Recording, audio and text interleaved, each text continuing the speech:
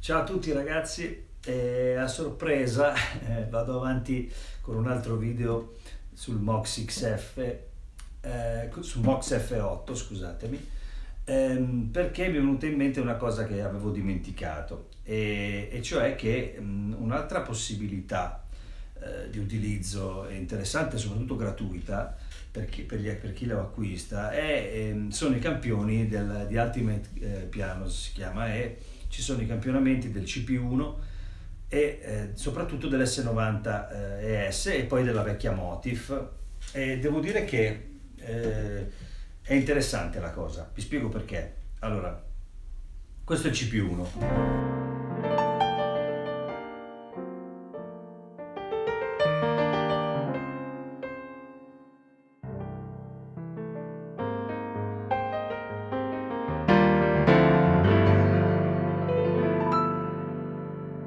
Allora, vi faccio sentire un preset un po' più efficace e compresso,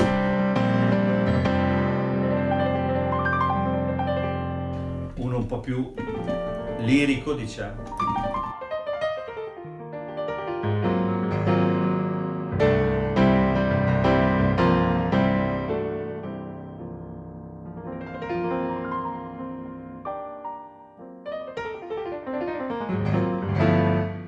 Allora, chiaramente c'è un problema, nel senso, chi ha comprato il CP1 come me a prezzo pieno, oppure come me non a prezzo pieno, ma comunque ha comprato il bestione di cui tanto si è parlato e sul quale ho fatto un video che vi consiglio di vedere. Non tanto, non mi sto facendo pubblicità, che semplicemente che vi spiega meglio alcuni aspetti. Il CP1 è un po' una cosa strana, perché così giravano voci, insomma la leggenda narra che fosse mezzo campionamento e mezzi modelli fisici, insomma non si è mai capito bene come. In realtà suonava molto bene l'uscita, secondo me era proprio bella la qualità dei convertitori, di tutte queste cose qua, l'effettistica intelligent, la scheda degli effetti interna era fantastica, era tutto fatto molto molto bene. Però insomma ci sono dei però, vi ripeto, insomma i però qui vengono fuori, nel senso che non è un CP1, quindi non può suonare come un CP1, però appena si mette il campionamento dell'S90 ES, che invece era un campione normale, che era l'S700, e la differenza è immediata.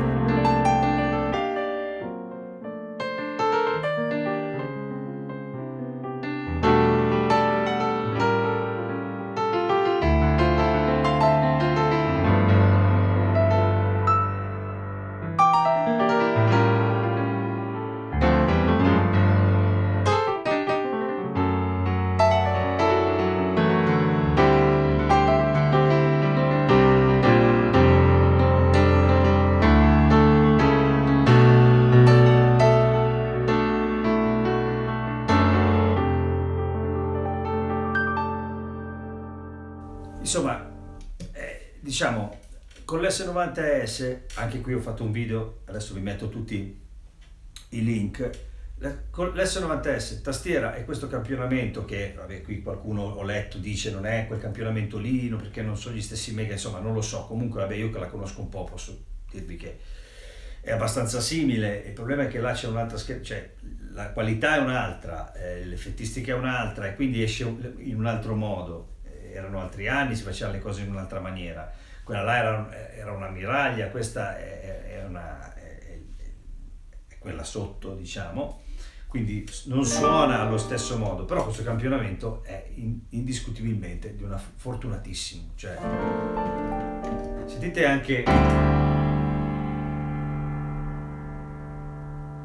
che si muove un po'. Ecco, fate conto che sull'S90 questa cosa è molto più evidente, il movimento delle armoniche, cioè quello che sembra essere un movimento delle armoniche, è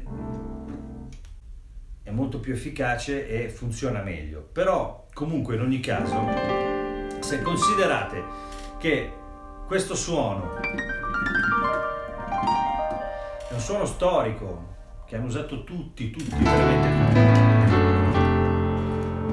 lo potete avere, lo potete scaricare e mettere dentro la flash e lo avete a disposizione e vi garantisco che l'efficacia è incredibile.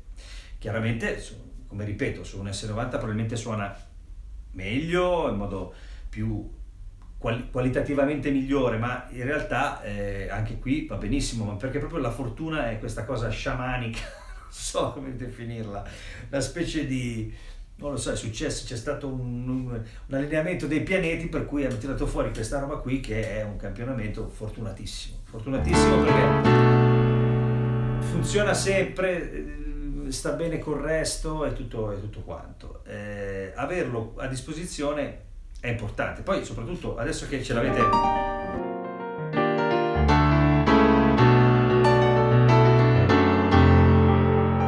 po' nelle orecchie, se io torno di là, anche se prendo quello compresso, per dire, lo alzo un po' di volume per non fare, per carità, possiamo metterci qui a schiarirlo, probabilmente arriviamo comunque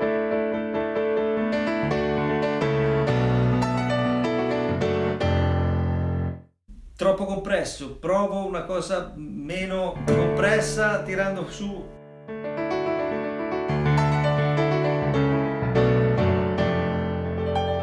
Questo è il CF del CP1, chiaramente non esce da un CP1, non suona nella stessa maniera, quello che volete, ma io me lo ricordo bene e i problemi sono, non dico simili, invece con l'S700 problemi non ce ne sono mai. Che è bello, largo, aperto, sorride e è fortunato, insomma. E poi ci sono tutti i preset sia per il CPU1, ci sono delle cose interessanti, classiche con gli strings e tutto quanto, dei layer un po' anni 80.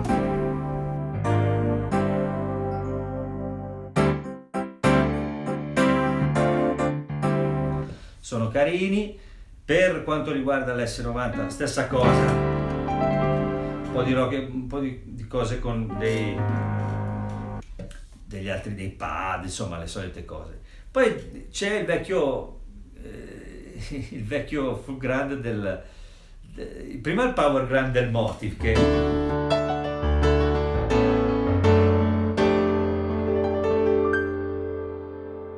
qui c'è da fare un po' un discorso. Questo è un campionamento che ha non so quanti anni, non posso fare il calcolo adesso al volo, ma comunque tanti, perché è il Motiv Classic. Ridendo e scherzando, sono quei suoni che adesso esce di qui, ma se prendiamo un vecchio Motiv vero, facciamo uscire il suono da lì, lo mettiamo dentro nelle casse, vi garantisco che l'efficacia è incredibile, e stiamo parlando di tanti anni fa. Chiaramente oggigiorno siamo abituati a un altro dettaglio, non c'è niente da fare, facciamo fatica, però insomma, se volete un po' di nostalgia, questo invece è il full grand delle ES, anche qui per i nostalgici, diciamo, tra virgolette, però in generale ci sono tante cose belle.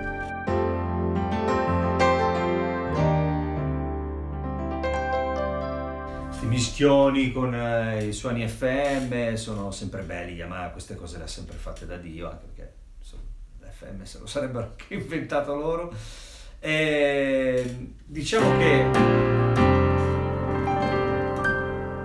questo S90 vale tutto l'Ultimate Collection, Ultimate Piano Collection,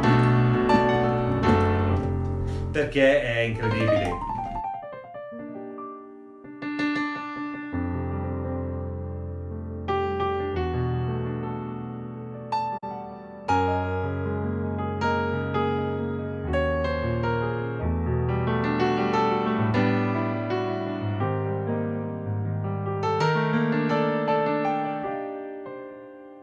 Espressivo sempre.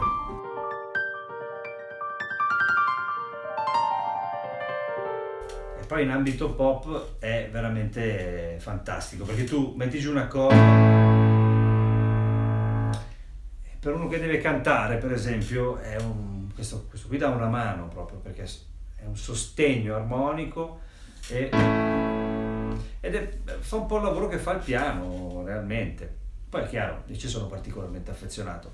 Credo che non sia facile trovare qualcosa che funziona bene in così tanti contesti così bene come l'S700 o quello che è, poi ognuno dice la sua, lì ci sono, siccome è una roba un po' sciamanica questa che hanno creato loro, poi ognuno dice la sua. Io lo sento suonar bene anche questo qui, anche se non è dentro un S90S davvero, insomma, quello che è, funziona bene. Ripeto, quando si torna sul CPU1, anche se ci si mette lì a cercare di fare del proprio meglio, si torna in un ambito un po' finto, che non rende altrettanto. Questo è il mio personale parere. Insomma, interessante, assolutamente interessante da provare questa collezione, anche per rendersi conto un po'. Poi è chiaro, ragazzi, se comprate un CPU1 vero e lo suonate live fa tutto un altro discorso, un altro effetto, quello che volete. Lì va a gusti, io ce l'ho avuto e niente. Se vi va di andarvi a vedere gli altri video dove parlo proprio di questi campioni, dove erano quando sono nati, andate perché sono interessanti. Vi ho lasciato i link. Vi rimando al prossimo appuntamento, che invece è quello che vi avevo promesso del CS8, dei Sony del CS80, di queste forme d'onda che si possono caricare all'interno, e vi ringrazio come al solito e spero sia stato utile per tutti voi. Ecco, l'ultima cosa, chiaramente anche qui tutti questi sono editabili. Questo per esempio il CPU1 sono ben 7 layer, piuttosto che l'S90 erano 5, e tutti sono editabili. Tutte le volte vi ho fatto vedere questa cosa, la chiarisco brevemente. Significa che nel momento in cui voi entrate nell'edit di un suono, parlo di questa semplicità perché per ognuna delle componenti del suono è molto intuitivo lavorare, è istantaneo, perché nel momento in cui selezionate quel campione potete lavorare su quel campione da tutti i punti di vista: pitch, filtro, amp, LFO, EQ, tutto, scegliere che oscillatore state utilizzando, insomma ci si può lavorare con un cutoff, la resonance magari per farlo più caldo. Suono un po' come al solito, mentre vi saluto sinceramente. Per fare questa uscita mi rimetto il mio S90 ES e suono con quello. Ciao ciao.